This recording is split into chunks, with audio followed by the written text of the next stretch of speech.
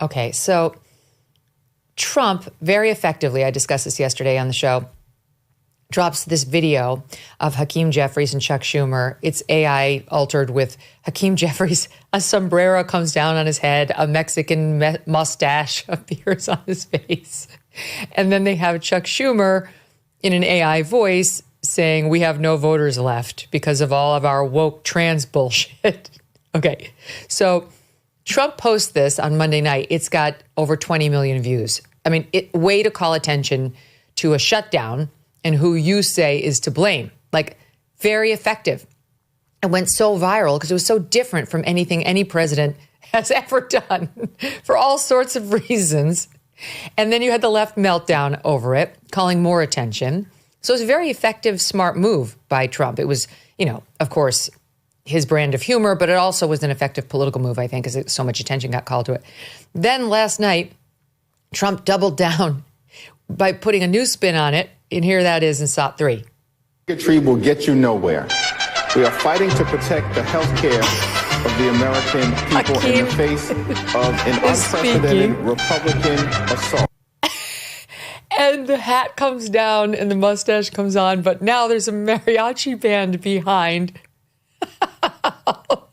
all wearing sombreros, and they're all Donald Trump playing the guitar, whatever. Behind him, it's very funny. And if Democrats were smart, they would laugh at themselves or roll their eyes at Trump and maybe come up with their own response. I'm sorry, but this is the funniest thing I've done with Trump. He's playing the trumpet, playing the guitar, doing all the instruments. Trump in a sombrero. I find it very funny. But that they're not smart. Everybody finds it funny. That's the whole thing. I think one of the most clever things Trump did was, and to this day I laugh about this when I think about this, is when that whole thing with Elizabeth Warren emerged about how she faked being a Native American. He started calling her Pocahontas. Yes. Which, it's just like the perfect name to call somebody who's this like white lady who tried to be a Native American. And I remember even one time he had these like elders from some like Cherokee tribe in the Oval Office where he was like honoring Native American Day or something. And he was like, to them, he was saying, and we have a woman who's in Congress. We call her Pocahontas. And every time he would do it, the Democrats and the media would be like, he's a racist. He's mocking Native Americans.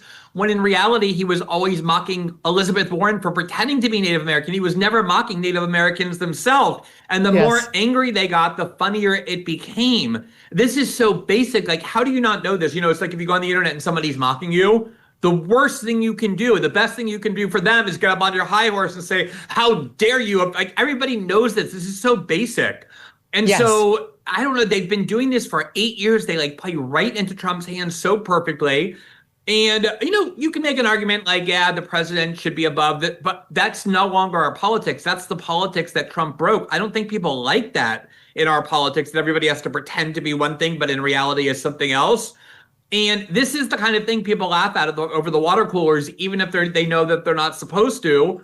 And it is a huge, powerful weapon that Trump has that Democrats still, he's going to go around and be like, this is racist. This is bigotry. How dare. I mean, it makes it funnier, honestly. Yes. And that's why they double down on it. No one's moved by that. And someone should tell that to Teresa Fernandez, a representative Dem from New Mexico. Here she is in SOT 5. That's right. And then what does that shameful man do? After a meeting where you're supposed to be working out details, where you're supposed to be negotiating a deal, you post something that draws a sombrero and a mustache? Yes, that's the move. Correct. Oh, the horror. You're supposed to be working? I mean, truly, who responds to that school marmy scolding, Glenn? I mean, you feel like you're in 8th grade and somebody's just like, you did a little harmless joke and now somebody's standing over you saying, this is inappropriate. But I do want to say, I think there's something a little bit deeper going on here, which is that, one of the things that is odd about it is Hakeem Jeffries is actually not Latino. He's black. Right. And I remember that's the funny part about it. Funny. And this is what. Right, that's it would be one thing if it were like actually a Latino person and then people would be like, I don't know, that seems kind of racist. But the fact that he's not even Latino, And I remember, this is one of the other funniest things I've ever seen was, remember that time when Trump went before that Black Association of Journalists to be interviewed in the height of the campaign? And he just threw that thing out there where he's like, oh, Kamala's Black? I never really even knew she was Black. And I remember talking to people she's Black now. Yeah. And then what happened was CNN went to like a Black barbershop, which is where like CNN thinks all the real Black people congregate. That's how they show their authenticity. They go to the Black barbershop in Philadelphia. And there were like these 12 Black guys sitting around in the barbershop. And the CNN correspondent went in and said, yesterday, Trump said that Kamala is not really Black. Do you think she's Black? And of course, they were expecting her to say, them all to say like, yeah, of course she's Black. How dare? And they all kind of looked at each other. And one of them finally was like, I don't know. Is she? And then a couple of them were like, I don't think so. Is she Indian? This is a major, this is a major split in the this is a major problem with the Democratic Party is they're like, look, we have all these Black people. We have Kamala Harris and Hakeem Jeffries. These are people who look like they just came out of boardrooms of like Aetna or, like some kind of like, bureaucratic general council meeting. These are not people who identify, who seem like to resonate with the kind of Black voter that Trump has had success in. And I think that's part of it too, is kind of like blurring the lines of what Hakeem Jeffries really is, because at the end of the day, he's really just like a swamp creature who's most comfortable with DC lobbyists and fundraisers and not with the people he purports to represent. A board meeting for Aetna. That's how I always thought of Kamala Harris, like coming out like in her suit, like being like, well, we've adopted some very important protocols for insurance claims, and that's who the Democratic Party keeps putting forward. And Hakeem Jeffries is very much like that. Yes. Oh my God, it's so funny. Oh, this whole thing is so funny. Okay, here's Hakeem Jeffries, fresh out of healthcare reform, reacting to Trump's AI video. Here it is up for. And Mr. President, the next time you have something to say about me, don't cop out through a racist and fake AI video. When I'm back in the Oval Office, say it to my face. Say it to my face. Okay. Again, it's the skinny kid on the playground. And by the way, you'd be better off doing that, Hakeem, without the whoo, yeah, whoo, and the little mild milquetoast white lady with the glasses behind you in the suit shaking her head mildly. Yes, yes, go Hakeem.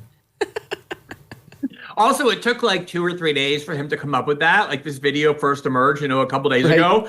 Like if that were really his visceral reaction, like that MFer, I'm going to go down to the Oval Office, let him say that to my face. Maybe that would be a little convincing. But this was something like that they had meetings about, that they script. Yeah, but that's not who he is. And that's the problem, right? Like if he were that, and he would have reacted that way immediately, and maybe that would have been more effective. But this was something that happened after a couple of days of them like sitting in planning strategy meetings, saying like, oh, let's have Hakeem get up to the microphone with Maxine Waters behind him making like noises and pretend that you're now not offended anymore, but ready to fight over it. It just comes off as so inauthentic, really so pathetic. And I'm sure Trump's going to put a sombrero on his head when later today, when they show video of Hakeem saying that. Yes. And by the way, I just feel like Hakeem, the whole thing is empty, because of course Trump would say that to his face. Trump says whatever the hell he wants, right to the face of whoever is sitting there right in front of him. I mean, like, think of what he's been saying to world leaders just over the past couple of months. He just doesn't care. Like the notion that Trump is too afraid of Hakeem Jeffries to mock him in person. Okay, try that on somebody else. But I actually think if I were advising the Democrats, because their fight is twofold. They want these Medicaid cuts because the Republicans cracked down on waste, fraud, and abuse in the big, beautiful bill of Medicaid.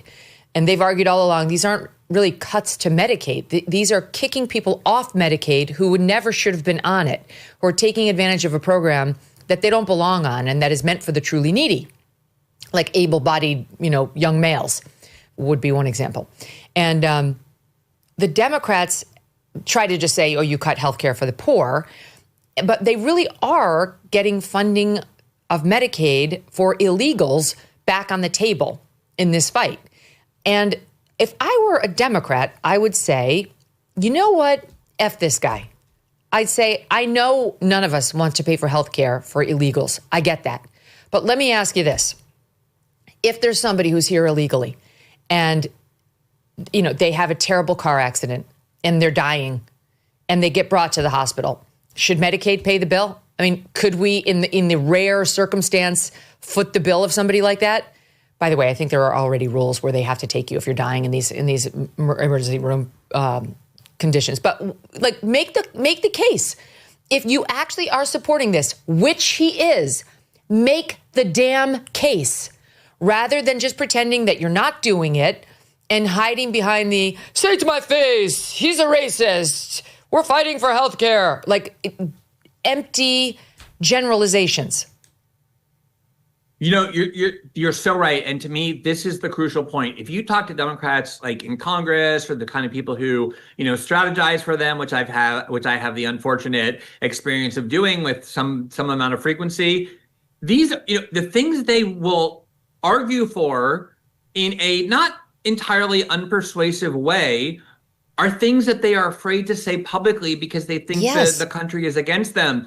And I'll tell you something, when it comes to immigration has been a winning issue for Trump, at the highest level of generality, right? People perceive there's way too many people flowing into our country in an uncontrolled way, that our communities can't absorb them. We don't have the money, that it's usually working class Americans who suffer the most, all of which is true. At the same time, Americans are very empathetic, and there are certain levels of cruelty that I don't think people are really comfortable with, seeing, farm workers or hotel workers who have just lived a quiet life of law abiding, trying to make a better family, be treated in a gratuitously cruel way. So there is space, even on immigration, for Democrats to make the arguments that they really actually believe in, that they want to make. And the problem is they're so petrified of their own shadow.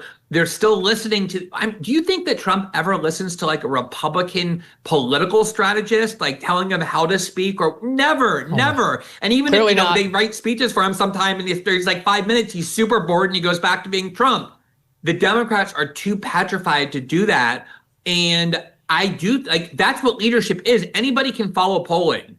Anybody can follow polling. That's the easiest and most pathetic thing there is to do. Leadership is about when you touch people and move their emotions, whether it's anger or pride or compassion or whatever, resentment. These are all things that you have to be able to do in politics. But if there's no authenticity to you, you're closed off as a person. You can't connect to anybody else. You can't move anybody else. You can't convince people. And there is space for Democrats to argue on these issues, undoubtedly. And polls show that. People do get uncomfortable seeing gratuitous cruelty. Even if it's somebody who crossed the border illegally, if they think they're not here to commit crimes, they're here just to work and to better their family. But the Democrats are so lost, they're so confused, they can't stop analyzing themselves. And because of that, they're paralyzed. Did you know gold is up around 40% this year? That's not speculation, that is reality. And if a portion of your savings is not diversified into gold, you're missing the boat. Here are the facts. Inflation, still too high. The US dollar, still too weak. And the government debt is still growing. This is why central banks are flocking to gold. They're the ones driving prices up to record highs. But it's not too late to buy gold from Birch Gold Group and get in the door right now. Birch Gold will help you convert an existing IRA or 401k into a tax-sheltered IRA in gold. You don't pay a dime out of pocket. Just text MK to 989898 and claim your free info kit. There's no obligation. There's just useful information. The best indicator of the future is the past, and in this case, the present. Gold has historically been a safe haven, and it's doing gangbusters right now. So text MK to 989898 right now to claim your free info kit on gold. Text MK to 989898. Protect your future today with Birch Gold. Thanks so much for watching. If you like what you just saw, hit the subscribe button for more clips and full episodes.